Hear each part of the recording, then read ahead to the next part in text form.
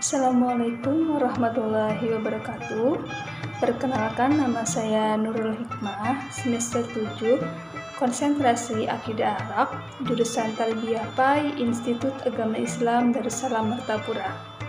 Di sini saya ingin membahas mengenai konsep Islam dalam pengembangan sumber daya manusia, di mana sudah kita ketahui bahwa manusia merupakan makhluk yang memiliki kemampuan istimewa dan menempati kedudukan tertinggi di antara makhluk lainnya.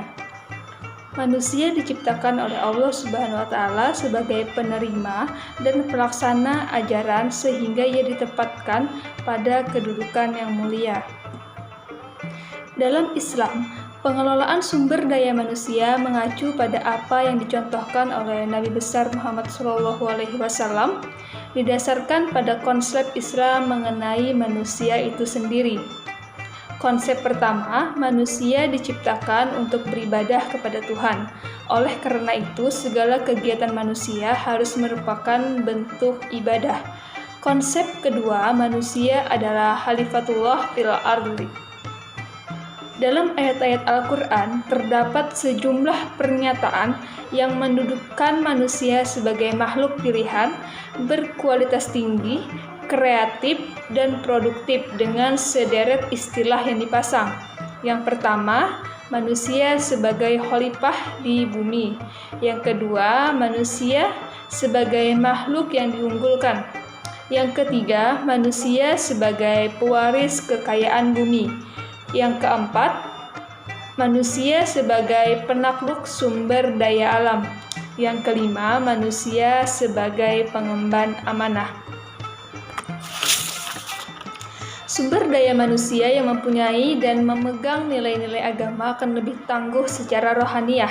Dengan demikian, akan lebih mempunyai tanggung jawab spiritual terhadap ilmu pengetahuan serta teknologi.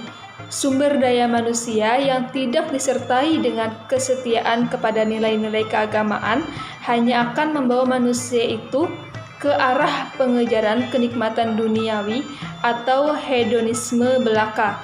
Dan jika semangat hedonisme sudah menguasai manusia, bisa diramalkan yang terjadi adalah eksploitasi alam sebesar-besarnya tanpa rasa tanggung jawab dan bahkan penindasan terhadap manusia lainnya.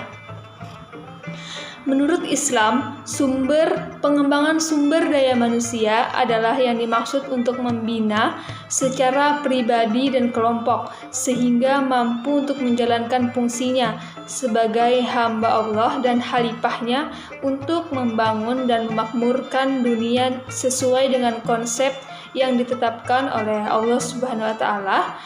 Konsep tersebut didasarkan pada pandangan bahwa manusia dalam Islam adalah sebagai khalifah Allah di muka bumi.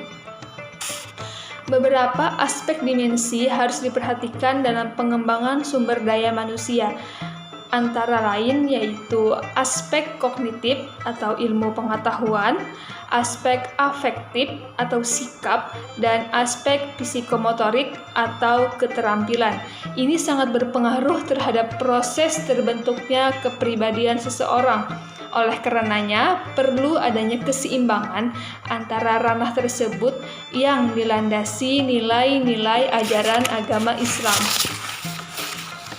Yang menjadi acuan bagi pengembang sumber daya manusia berdasarkan konsep Islam menjadikan atau membentuk manusia yang berakhlak mulia, yang senantiasa menyembah Allah Subhanahu wa Ta'ala, yang menebarkan rahmat bagi alam semesta dan bertakwa kepada Allah.